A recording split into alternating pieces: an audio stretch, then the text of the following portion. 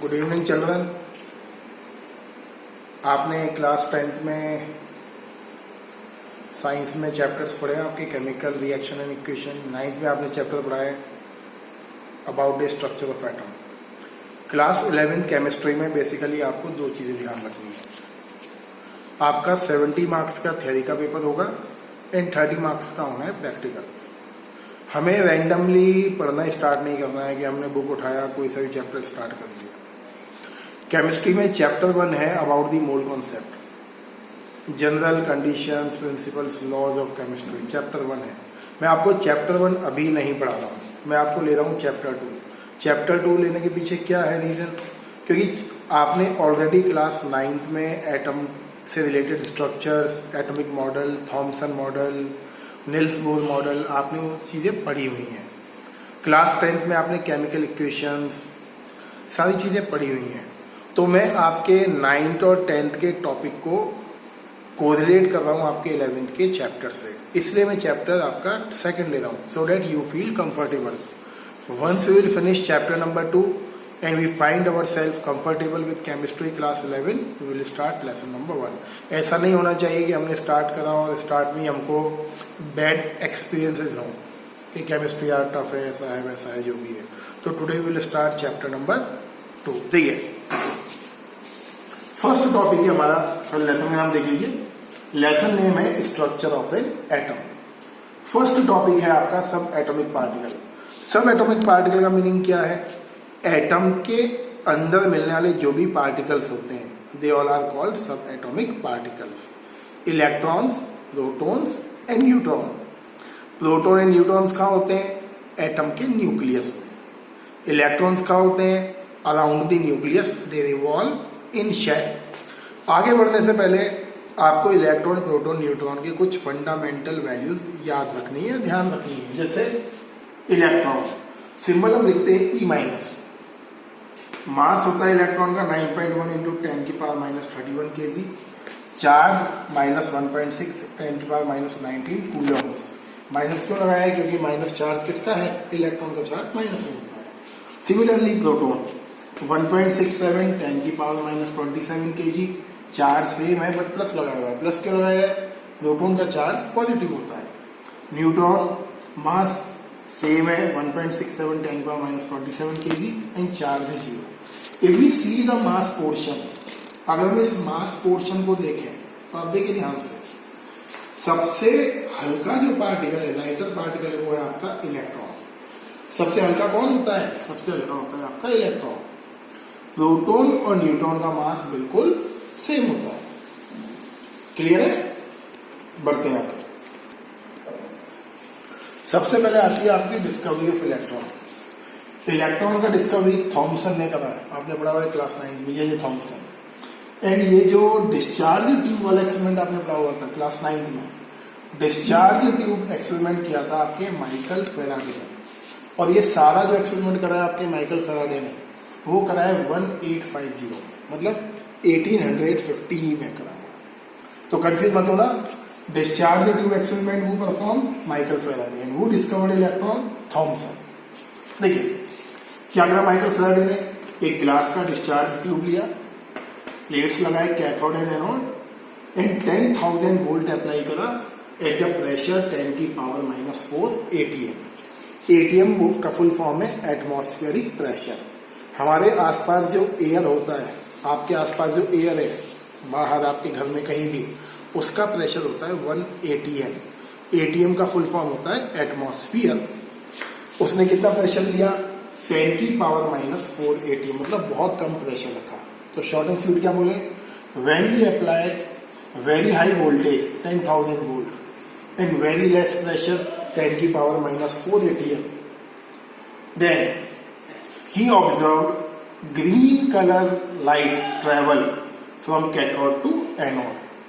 These light travel cathode to anode. These rays were called cathode rays. इसको हमने बोला आगे cathode rays. Cathode rays क्या कर रहा है? माइनस से प्लस की ओर चल रहा है। इसका मतलब कैथोड रेज में नेगेटिवली चार्ज पार्टिकल्स प्रेजेंट होते हैं। इन नेगेटिवली चार्ज पार्टिकल्स को later on we called electrons. Properties आप जानती हो इलेक्ट्रॉन्स का, कैथोड रेज का नेगेटिवली चार्ज होती हैं, they travel in straight line, when they fall on a fan, fan rotate, वो सारी प्रॉपर्टीज मेरे नोट्स में मेंशन करी हुई है, आप रीड कर लेना। चलिए आगे बढ़ते हैं। आगे देखिए आप, discovery of proton. Discovery of proton हुआ 1886 में। सीक्वेंस ध्यान रखना है, सबसे पहले डिस्कवर हुआ इलेक्ट्रॉन, उसके बाद क्या हो रहा है, प्रोटॉन। प्रोटॉन का जो डिस्कवरी है वो क्रेडिट जाता है आपके रदरफोर्ड को, बट एक्सपेरिमेंटली किसने डिस्कवर करा है, गोल्डस्टीन ने। गोल्डस्टीन ने डिस्कवर तो कर लिया था कि पॉजिटिवली चार्ज्ड पार्टिकल्स होते हैं, but he could not give the name proton. Proton name दिया आपके रदरफोर्ड ने। तो जब भी आपसे पूछेगा वो डिस्कवर्ड प्रोटॉन, तो आपको लिखना है रदरफोर्ड। देखिए अगेन डिस्चार्ज ट्यूब लिया, वेरी हाई वोल्टेज 10,000 से 12,000 volt, very less pressure 10⁻⁻4 atm, -5 भी हो सकता है समटाइम, लिखा हुआ बुक में कभी। एनोड है, कैथोड्स हैं। यहां ध्यान रखना है, गोल्डस्टीन फिल्ड हाइड्रोजन गैस। उसने जो डिस्चार्ज ट्यूब लिया, डिस्चार्ज ट्यूब में फिल करा हाइड्रोजन गैस को। When he apply high voltage, then he observe a yellowish colour emission travel plus terminal to minus terminal. मतलब क्या देखा उसने, एनोड से कैथोड की ओर एक येलो कलर का एमिशन चल रहा है। अब उसने सोचा अगर ये प्लस से माइनस की ओर चल रहा है, इसका मतलब क्या है, इस रेज में पॉजिटिवली चार्ज्ड बहुत सारे छोटे छोटे पार्टिकल्स हैं। लेटर ऑन इन पार्टिकल्स को रदरफोर्ड ने नाम दिया प्रोटॉन। एक बात ध्यान रखना है, 11th और 12th क्लास की केमिस्ट्री में ध्यान से सुनना, इस चीज में बता रहा हूं मैं आपको। देखिए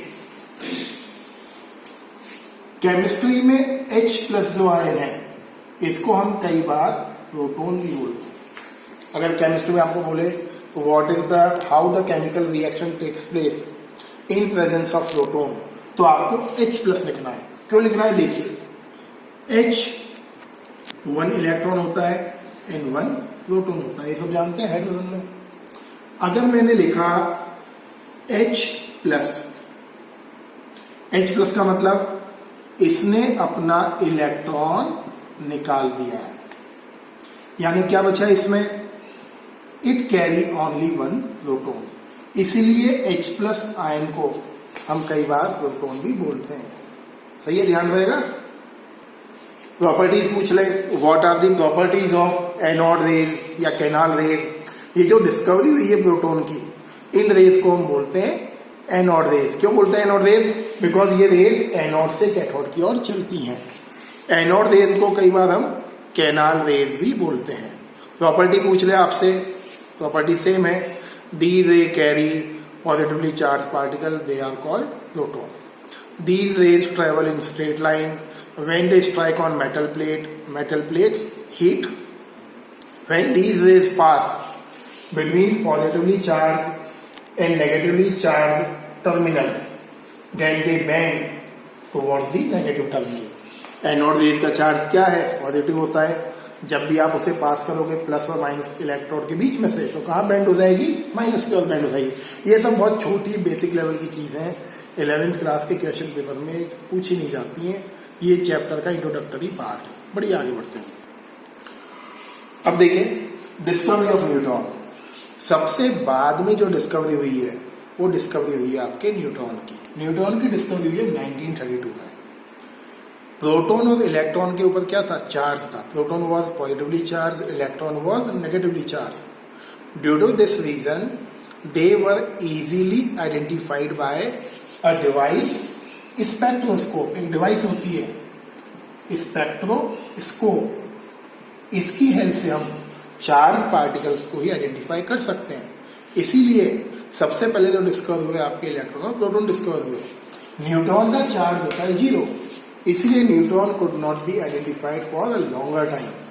अल्टीमेटली 1932 में जेम्स चैडविक हुआ।